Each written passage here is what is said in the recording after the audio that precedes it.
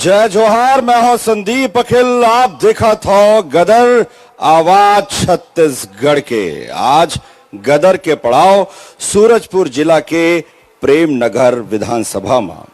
यहां वर्तमान जी गोंडवाना गणतंत्र पार्टी से आपका बहुत बहुत स्वागत है। गोंडवाना गणतंत्र पार्टी से जयनाथ जी हैं। जयनाथ जी, मैं लगातार दौरे कर रहा हूं सूरजपुर जिला, उसके पूर्व जो है मनेन्द्रगढ़ जिला, और मैंने ये पाया कि गोंडवाना गणतंत्र पार्टी हर जगह अपनी उपस्थिति दर्ज करा रही है।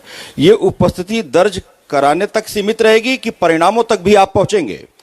बहुत बहुत आभार। सबसे पहले न्यूज 24 को, संदीप अखिल जी, आपकी टीम को भी आभार। जितने गणमान्य नागरिक मेरे इस क्षेत्र के विधानसभा क्षेत्र के हैं, अन्य क्षेत्रों से हैं, सभी को सादर सेवा जोहार। जय छत्तीसगढ़, जय भारत।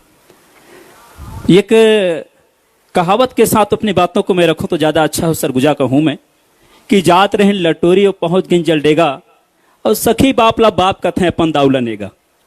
मैं जानना चाहता हूं गोंडवाना गणतंत्र पार्टी की उपस्थिति की बात।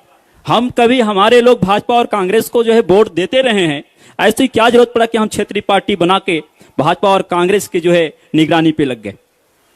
ये जिस भाजपा और कांग्रेस जिस तरह के विकास के बात करते हैं, वो आप जब ग्रामीण क्षेत्रों में जब झांकते हैं तो आपको साफ नजर आता है। एक और नगर को आप चमका रहे हैं, रॉयल्टी सबसे ज्यादा वन संपदा, सबसे ज्यादा खनिज संपदा हम जो है छत्तीसगढ़ के लोग देते हैं। प्रेमनगर में लगभग चारों साइड कोयले भरे हुए हैं, कोयले का, काले हीरे का हमारा खान है ये। इसके बाद यहाँ की स्थिति कि यहाँ का जो आदमी 60 साल पहले केवल नागर जोतता था, खेती करता था, मजदूरी करता था, वो आज तो वहीं तक सीमित है। और आपने शहरों को सजाने का काम किया, लेकिन इधर कोई सजाया नहीं। ये कह रहे हैं, पिछले बार मैं एक स्पष्ट कर दूं कि इन्होंने कहा कि लोकप्रिय विधायक हमारे रहे हैं। विधायक आज हमारे डिबेट में भी नहीं है और कहीं क्षेत्र में भी नहीं है। ये विचारणीय प्रश्न है। हम जानना चाहते हैं कि हमारे लोग आखिर अगर कोई किसी को हम मुखिया बनाते हैं, क्षेत्र का दायित्व देते हैं, विकास का दायित्व देते हैं, तो उससे प्रश्न पूछने का हक आज रहा है। आज सबसे पहली बात आपने वो हक छोड़ा है। और अभी माननीय हमारे बड़े भाई यहाँ पर हैं नरेश रजवाड़ी, जिन्होंने कहा कि शायद प्रेमनगर भी हमारे विधानसभा क्षेत्र में आता है। शायद नहीं, ये विधानसभा क्षेत्र प्रेमनगर में ही आता है। ये सब जानकारी रखना होगा आपको। बना अधिकार के मामले 2005 में पास हुए हैं। बना अधिकार के मामले लगातार आंदोलन होते रहे, किसी को बना अधिकार का मामला नहीं मिला। ये एक और कांग्रेस सरकार ये कह रहा है कि हम जो है पट्टा देने की बात करते हैं, पट्टे के फॉर्म भरवा जाएं। रोज गांवों को, रोज शहरों को उजाड़ा जा रहा है। पैसा एक्ट का उल्लंघन, छत्तीसगढ़ में पैसा एक्ट लागू किया गया। मैं आग्रह करता हूं यहां के मुखिया से, माननीय मुख्यमंत्री ध्यान दें, उनके अधिकारियों और कर्मचारियों को 5वीं अनुसूची का प्रबंध नहीं मालूम, पैसा एक्ट नहीं मालूम।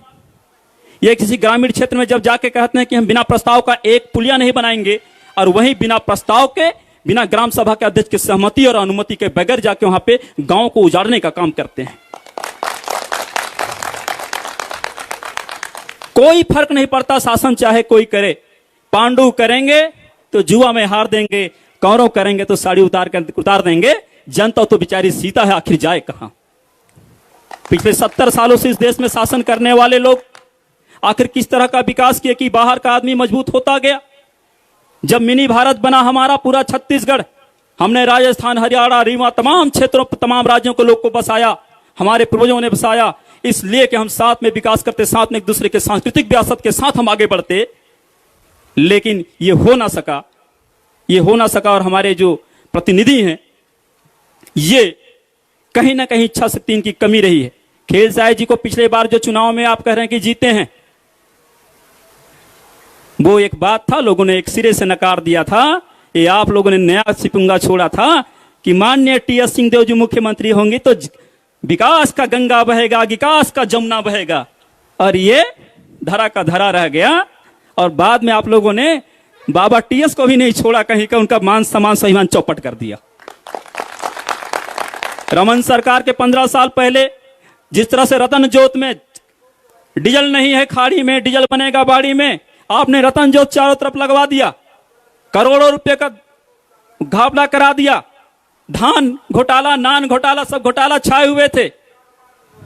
और आज जो है उसी के पद चिन्हों में चल के हमारे कांग्रेस के भूपेश कक्का जो है लगे हैं। गरुआ, नरवा, गौठान, एक भी गौठान आप जाते हुए माननीय अखिल साहब से मैं चाहूंगा कि आप जाएं, किसी एक भी गौठान में जाएं। 10,000 गौठाने पास में 8400 गौठाने बन के तैयार हुए। आप उसमें एक भी गाय और बैल मुझे दिखा दे, सब गाय और बैल सड़क में है, रोज एक्सीडेंट हो रहे, रोज मारे जा रहे हैं। गौवंशों की ये इस तरह का काम, और आप करोड़ों पे 8400 गौठान बनाने की बात करते हैं। यदि उसका आधा में भी यदि घापला किया हो कि 1 करोड़, तो भी आप उतने करोड़ रुपए का नुकसान आपने 4 साल पहले आपको देना था। बेरोजगारी भत्ता, आज चुनाव आया तो आप रेवड़ी बांट रहे हैं। संविदा कर्मचारियों को पिछले समय से प्रत्येक वर्ष वेतन वृद्धि मिलता था। जब से भूपेश सरकार बैठे हैं, संविदा कर्मचारियों को वेतन वृद्धि भी बंद है। आपने कहा था रसोइयों को हम 5,000 रुपए तक देंगे बढ़ाकर, 2,400 रुपए में आप उनको खाना बनवा रहे हैं दोनों टाइम का। तमाम दैनिक भोगी जो कर्मचारी हैं, क्षेत्र है, ये त्राही त्राही माम है।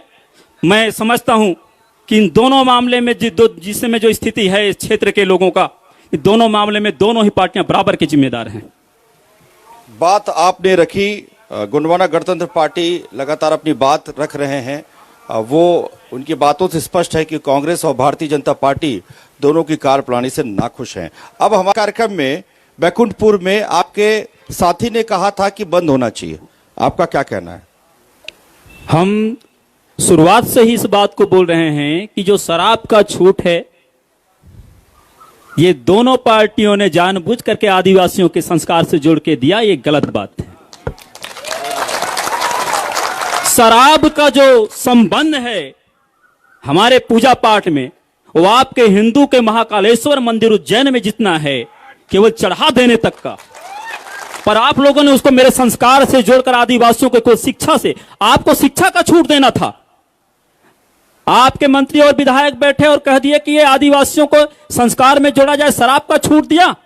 आपने मर्डर करने का छूट दे दिया होता, शिक्षा का छूट दिया जाना चाहिए था।